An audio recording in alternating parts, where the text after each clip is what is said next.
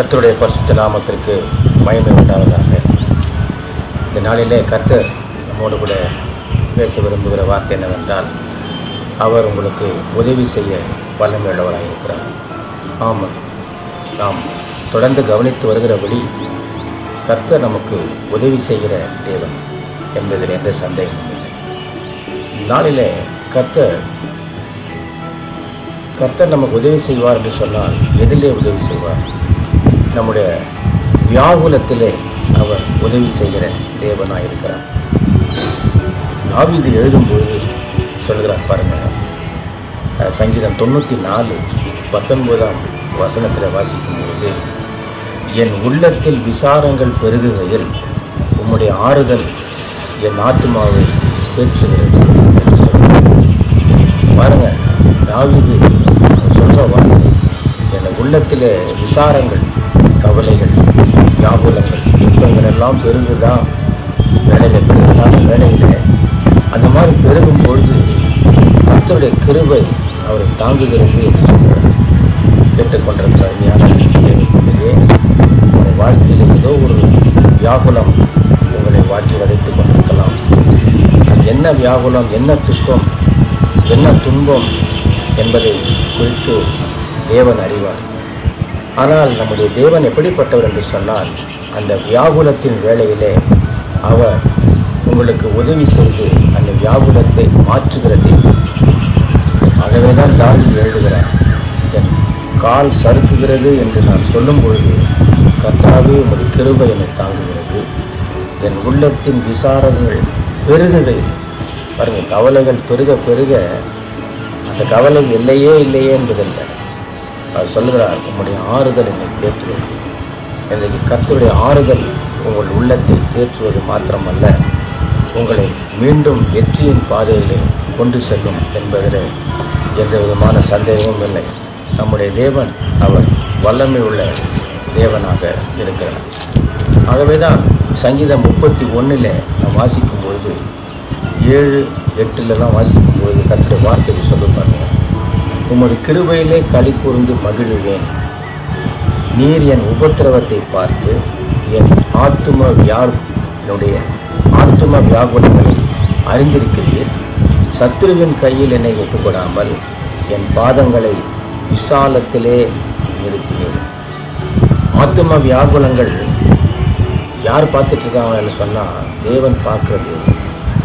நம்முடைய கர்த்தர் நமக்கு எப்படி உதவி செய்கிறவர் என்று சொன்னால், நம்முடைய வியாகுலத்திலிருந்து அவர் நம்மை விடுவித்து பாதுகாக்கிற தேவனாக இருக்கிறார். ஏதோ ஒரு இழப்பின் நிமித்தமாக, ஏதோ ஒரு நஷ்டத்தின் நிமித்தமாக உங்களுடைய உள்ளம் சோர்ந்து போய் வியாகுலப்பட்டு கொண்டிருக்கலாம். கர்த்தருடைய வார்த்தை என்னவென்றால், அவர் ஆத்தும வியாகுலங்களை அறிந்திருக்கிற தேவன். நிச்சயமாக உங்களுடைய எல்லா வியாகுலங்களையும் அவர் அறிந்த தேவன்.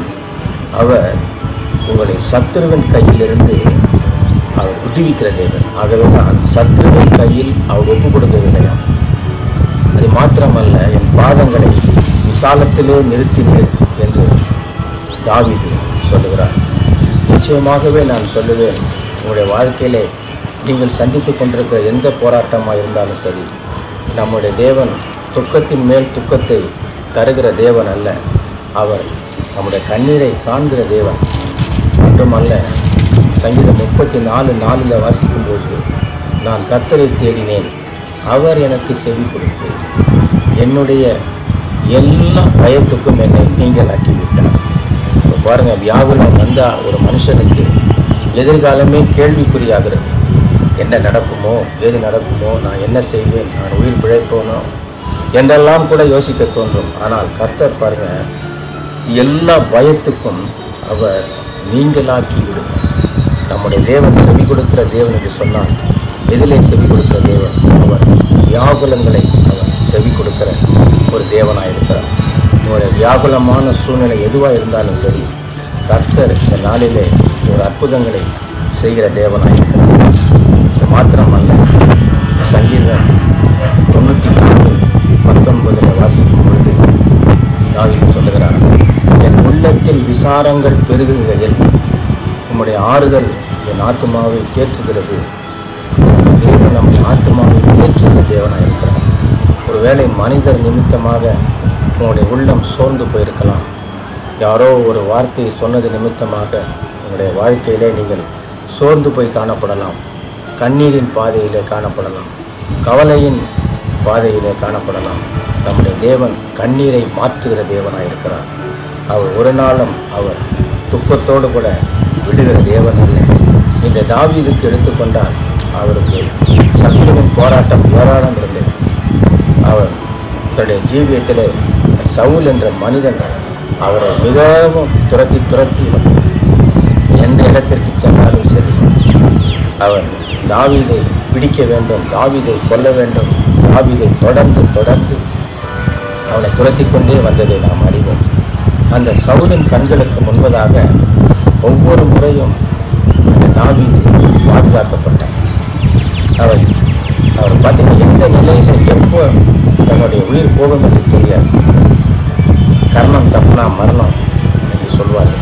அந்த மாதிரி ஒரு சூழ்நிலையில் சவுல் வேட்டையாடி கொண்டிருந்தார். யாரை? தாவீதினுடைய உயிரை. ஏனென்றால் தாவீதுக்கு செல்வாக்கு அதிகமாக இருந்தது. தாவீதை எல்லோரும் புகழ ஆரம்பித்தார்கள். காரணம் என்ன தெரியுமா? தாவீது தேவனுக்கு பயப்படுத்த ஒரு மனிதன். ஆகவேதான் கர்த்தர் அவனை குறித்து சாட்சி கொடுக்கும் பொழுது எனக்கு பிரியமானவன் என்று சாட்சி கொடுத்தார்.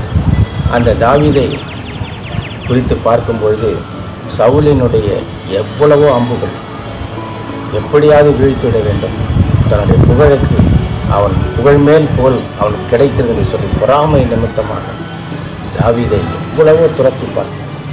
அந்த நிலையில தான் அவர் சொல்கிறார், என் உள்ளத்தில் விசாரங்கள் பெருகுகிறது, உம்முடைய ஆறுதல் என் ஆத்துமாவை தேற்றுகிறது. பாருங்க, உள்ளத்தினுடைய விசாரங்கள் பெருகிறது, கவலைகள் பெருகிறது, என்ன பண்ணுவானோ என்று சொல்லி. ஆனால் தேவன் விட்டு விடுகிறவல்ல, தேவன் உதவி செய்கிற தேவன். அந்த தாவீதுக்கு உதவி செய்கிறார். அவன் ஒரு பக்கம் கவலைப்படுறான், ஏகப்பட்ட வியாகுலங்கள், அவனுக்கு துக்கங்கள் இருந்தாலும் எப்படியோ போய் என்று சொல்லி விடவில்லை. அந்த வியாகுலத்தின் மத்தியிலே தேவன் அவனுடைய ஆத்துமாவை காப்பாற்றுகிறார். ஆகவேதான் அவர் ஆத்துமாவை தேற்றினார் என்று வசனம் சொல்கிறது. இன்றைக்கு உங்களுடைய ஜீவியத்தில் ஒருவேளை நீங்கள் துக்கப்பட்டு கலங்கி கொண்டிருக்கலாம். ஏதோ ஒரு சூழ்நிலை எதிர்பாராத விதமாய் நடந்துவிட்டது, இப்படி ஏன் நடந்தது என்று தெரியவில்லை, அது நிமித்தமாக என் உள்ளம் கலங்குகிறது என்று நீங்கள் சொல்லிக் கொண்டிருக்கலாம்.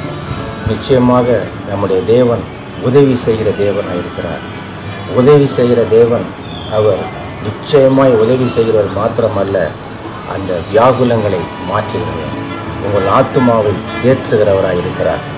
நீங்கள் பார்த்து கொண்டிருக்கிற எல்லா விதமான அந்த கசப்பான அனுபவங்களிலிருந்தும் தேவன் ஒரு இனிமையான ஒரு சூழ்நிலையை உருவாக்கி கொடுக்கிற தேவனாக இருக்கிறார். இன்றைக்கு என்னுடைய வார்த்தை கேட்டுக்கொண்டிருக்கிற என்னுடைய வாழ்க்கையிலே ஏதோ ஒரு நிலையிலே நீங்கள் ஏதோ ஒன்றை இழந்து விட்டேன், நிச்சயமாக எனக்கு ஆறுதல் இல்லையே என்று நீங்கள் கலங்குகிறீர்களா? கர்த்தர் உதவி செய்கிறவர். ஆகவேதான் வசனம் சொல்லுகிறது, எபிரேயர் 2ஆம் அதிகாரம் 18ஆம் வசனத்தில் வாசிக்கும்போது, ஆதலால் அவர் தாமே சோதிக்கப்பட்டு பாடுபட்டதினாலே அவர் சோதிக்கப்படுகிறவர்களுக்கு உதவி செய்ய வல்லவராக இருக்கிறார். பாருங்க, உதவி செய்ய வல்லவராக இருக்கிறார். நம்முடைய தேவன் உதவி செய்கிறவர் என்பதை குறித்து நாம் தியானித்து வருகிறோம். இங்கே ஏற்ற வசனம் வந்திருக்கிறது பாருங்க. அவர் தாமே சோதிக்கப்பட்டு பாடுபட்டதினாலே அவர் சோதிக்கப்படுகிறவர்களுக்கு உதவி செய்கிறவர். நிச்சயமாக உங்களுக்கு உதவி செய்வார் அவர். ஏனென்றால் அவர் சோதிக்கப்பட்டு பாடுபட்டதினால் அவர் தம்முடைய சிலுவையிலே தம்முடைய கரங்களை அவர் ஒப்பு கொடுத்தார், கால்களை ஒப்பு கொடுத்தார், தம்முடைய சரீரத்தின் மொத்த அவயவத்தையும் அவர் சிலுவையிலே ஒப்பு கொடுத்தார். ஏன் தெரியுமா? உதவி செய்யும்படியாக. யாருக்கு? சோதிக்கப்படுகிறவர்களுக்கு உதவி செய்யும்படியாக அவர் சோதிக்கப்படுவதற்கு தன்னை ஒப்பு கொடுத்தார். சிலுவையிலே அவர் பட்ட சோதனையை நினைத்தால் பயங்கரமாக கண்ணீர் தான் வரும். அவ்வளவு சோதனை, எத்தனையோ அடிகள் மேல் அடிகளை வாங்கினார். அவ்வளவு யாருக்காக என்று சொன்னால், இந்த நாளிலே கேட்டுக்கொண்டிருக்கிற நமக்காக, உங்களுக்காக, சோதிக்கப்படுகிற உங்களுக்காக அவர் உதவி செய்வதற்காக அன்றைக்கே அவர் சிலுவையிலே சோதனையை சகித்தார். சோதனையை சகிக்கிற மனுஷன் பாக்கியவான் என்று நாம் வேதத்தில் வாசிக்கிறோம்.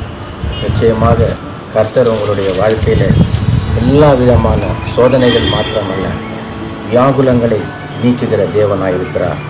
ஆனால் இந்த தாவீது சொல்லுகிறதான ஒரு வார்த்தை எனக்கு மிகவும் அது பிடித்ததாக இருந்தது. அது என்னவென்றால், சங்கீதம் 25:15 நீங்கள் வாசித்தால் கர்த்தருடைய வார்த்தை எப்படி சொல்ல பாருங்கள். என் கண்கள் எப்போதும் கர்த்தரை நோக்கி கொண்டிருக்கிறது, அவரே என் கால்களை வலைக்கு நீங்களாக்கி பாருங்கள். என் கண்கள் கர்த்தரை நோக்குகிறது, என் வியாகுலங்களை பற்றி நான் கவலைப்படவில்லை என்பதை சொல்லுகிறார். ஆகவே தான் சொல்லிவிட்டு 17ஆம் வசனத்திலே சொல்லுகிறார், என் இருதயத்தின் வியாகுலங்கள் பெருகியிருக்கிறது, என் இடுக்கண்களுக்கு என்னை நீங்களாக்கி விடும் என்று சொல்லி ஜெபிக்கிறார். தன்னுடைய வியாகுலங்களுக்காக அவர் ஒரு நாளும் எந்த மனித உதவியை நாடவில்லை. அவருக்கு ஏகப்பட்ட நண்பர்கள் இருந்திருக்கலாம், அவர் உதவி செய்ய பலர் இருந்திருக்கலாம், பல மனிதர்கள் இருந்திருக்கலாம். ஆனால் ஒருவரையும் அவர் கேட்கவில்லை. அவருக்கு ஏற்பட்ட வியாகுலங்களுக்கு கர்த்தரையே நோக்கினார். ஆகவே தான் என் கண்கள் எப்பொழுதும் கர்த்தரை நோக்கி கொண்டிருக்கிறது என்று சொன்னார். ஆகவே தான் சொல்லிவிட்டு அவர் சொன்னார், என்ன சொன்னார், அவர் 20ஆம் வசனத்தில் என் ஆத்துமாவை காப்பாற்றி என்னை விடுவியும் என்று சொல்லி ஜெபித்தார். கர்த்தர் இந்த ஜெபத்தை கேட்டார். பிரியமானவர்களே, நீங்கள் கூட நீங்கள் போகிற சூழ்நிலையில் உங்களை வியாகுலங்களை நீங்கள் கர்த்தரிடத்தில் சொல்லுங்கள், தேவனிடத்தில் சொல்லுங்கள். தாவீதை போல சொல்லி ஜெபிக்கலாம். ஏனால் கர்த்தாவே, என்னுடைய ஆத்தும வியாகுலங்களை நீங்கள் அறிந்திருக்கிறீர், எனக்கு உதவி செய்யும் என்று சொல்லி நீங்கள் ஜெபித்து பாருங்களேன். நிச்சயமாக தாவீதின் தேவன் உங்களுக்கு இருக்கிறார். அவர் பட்சபாதம் உள்ளவர் அல்ல என்று வேத வசனம் சொல்லுகிறது. அவர் மனுஷன் அல்ல, அவர் பொய் சொல்வதற்கு ஒரு மனுஷன் அல்ல. அவர் சொல்லியும் செய்யாதிருப்பாரோ என்று வேத வசனம் சொல்லுகிறது. அவர் நேற்றும் இன்று இன்னும் மாறாதவராயிருக்கிறார். நிச்சயமாக எங்களுடைய வாழ்க்கையிலே அற்புதமான அவர் அதிசயமான காரியத்தை செய்து விசேஷமாக உதவி செய்வார். உங்களுடைய ஆத்தும வியாகுலங்களிலிருந்து உங்களை விடுவித்து உங்களை தப்புவித்து உங்களுக்கு உதவி செய்வார். நிச்சயமாக கர்த்தர் உங்களுடைய ஆத்தும வியாகுலங்களோடு கூட தவிக்க விடுகிற ஆண்டவர் அல்ல. அவர் இல்லை என்றால் அவர் அப்படி சொல்லியிருக்க முடியாது. அது என்ன சொல்லும், சோதிக்கப்படுகிறவர்களுக்கு உதவி செய்ய வல்லவராக இருக்கிறேன். பாருங்கள், ஏன் பாடுபட்டு சோதிக்கப்பட்டார், சிலுவையிலே பாடுபட்டு சோதிக்கப்பட்டார். காரணம், உங்களுடைய சோதனை என்ன என்று அவருக்கு தெரியும். உங்களுடைய ஆத்தும வியாகுலங்கள் என்ன என்பது அவருக்கு தெரியும். உங்களுடைய ஆத்தும வியாகுலங்களிலிருந்து கர்த்தர் விடுவிக்கிற தேவனாக இருக்கிறார். சோர்ந்து போகாதிருங்கள், மனம் தளர்ந்து போகாதிருங்கள். தோல்வி வந்துவிட்டதே என்று நீங்கள் நினைக்காதீர்கள். இந்த தோல்வியை ஜெயமாக மாற்ற முடியும் தேவனால். அவர் ஒருவரால் எல்லாம் கூடும். நிச்சயமாக தாவீதுக்கு ஆத்தும வியாகுலங்களிலிருந்து அவர் விடுவித்தது மாத்திரமல்ல, அவர் கண்மலையின் மேல் நிறுத்தினார் என்று வேத வசனம் சொல்லுகிறது. ஆகவே தான் கர்த்தருடைய வார்த்தையை சொல்லுகிறது பாருங்கள். அவர் நிச்சயமாக சங்கீதம் 30:11 வசனத்தில் வாசிக்கும் பொழுது, என் புலம்பலை ஆனந்த களிப்பாக மாற பண்ணினீர் என்று சொல்லி அவர் எழுதுகிறார். மகிழ்ச்சி என்னும் கட்டினால் என்னை நீக்கட்டி. எனக்கு புலம்பல் இருந்தது, எனக்கு வியாகுலங்கள் இருந்தது உண்மைதான். ஆனால் சங்கீதம் 30:11 முடிக்கும்போது இப்படி எழுதுகிறார், என் புலம்பலை ஆனந்த களிப்பாக மாற்றி உதவி செய்கிற தேவன். அவர் வியாகுலங்களிலிருந்து அவர் விடுவிக்கிற தேவன். நிச்சயமாக உங்களுடைய வியாகுலங்களிலிருந்து உங்களை தப்புவித்து உங்களை விடுவித்து உங்களை மறுபடியும் உங்களை வெற்றி சிறக்க பண்ணுவார் என்று நான் கர்த்தருடைய வார்த்தையை உங்களுக்கு நான் சொல்லுகிறேன். நம்முடைய தேவன் கைவிடுகிறவர் அல்ல. அவர் தாயை போல அன்புள்ள தேவன், தகப்பனை போல நேசிக்கிற தேவன். நிச்சயமாக அவர் உங்களுடைய வாழ்க்கையில் இழந்த எல்லாவற்றிலும் கர்த்தர் ஒரு நிலையான ஒரு அவர் சந்தோஷத்தையும் சமாதானத்தையும் கொடுப்பது மாத்திரம் அல்லாமல் உங்கள் வியாகுலங்களிலிருந்து உங்களை விடுவித்து உங்களை அவர் தப்புவிக்க பண்ணுவார் மாத்திரமல்ல, ஆனந்த களிப்போடு கூட நீங்கள் காணப்படுவது உதவி செய்வார் என்று கர்த்தருடைய நாமத்தினாலே உங்களுக்கு சொல்ல விரும்புகிறேன். தாவீதை ஆசீர்வதித்த தேவன் கேட்டுக்கொண்டிருக்கிற உங்கள் ஒவ்வொருவரையும் உங்கள் குடும்பங்களை ஆசீர்வதிப்பார். நாம் ஜெபம் பண்ணுவோமா? அன்புள்ள நல்ல ஆண்டவரே, இந்த வேலைக்கு ஸ்தோத்திரம். கர்த்தாவே, வியாகுலத்தோடு துக்கத்தோடு புலம்பலோடு கூட யார் யாரெல்லாம் இந்த வார்த்தையை கேட்டுக்கொண்டிருந்தார்களோ வாழ்க்கையிலே ஒரு அதிசயமான ஒரு சந்தோஷத்தை பார்க்க கிருபை செய்யணும். தாவீது, தேவன் என்றைக்கு இவர்களுக்கும் உதவி செய்ய வல்லமையுள்ளவராக இருக்கிறார். தாவீது தன்னுடைய ஆத்தும வியாகுலத்தின் வேலையிலே என் கண்கள் உம்மையே நோக்கி கொண்டிருக்கிறது என்று சொல்லி உம்மை நோக்கி ஜெபித்தார் அல்லவா? அப்படிப்பட்ட ஜெப ஆவியை கேட்டுக்கொண்டிருக்கிற ஒவ்வொருவருக்கும் கொடுங்கப்பா. தன்னுடைய வியாகுலத்தின் வேலையிலே இனி நான் தப்பிக்க முடியாது என்று நினைத்து கொண்டிருக்கிற யாராக இருந்தாலும் சரி, இயேசுவே என்று சொல்லி கூப்பிட உதவி செய்யும். நிச்சயமாக அவர்களை தப்புவிக்க உதவி செய்ய வல்லமையுள்ளதாக இருக்கிறேன் என்பதை வெளிப்படுத்துகிறீர். நிச்சயமாக உதவி செய்யும். கேட்டுக்கொண்டிருக்கிற ஒவ்வொருவருக்கும் கர்த்தாவே, வியாகுலங்கள் நீங்கி வாழ்க்கையில் உதவி செய்யும் கர்த்தாவே. இது உதவி செய்கிற தேவன், வியாகுலங்கள் நீங்கி உதவி செய்கிற தேவன் என்பதை வெளிப்படுத்தும் கர்த்தாவே. நீர் அப்படியே ஆசீர்வதி.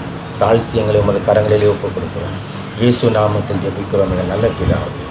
ஆமென். கர்த்தர் உங்களை ஆசீர்வதிப்பாராக. God bless you.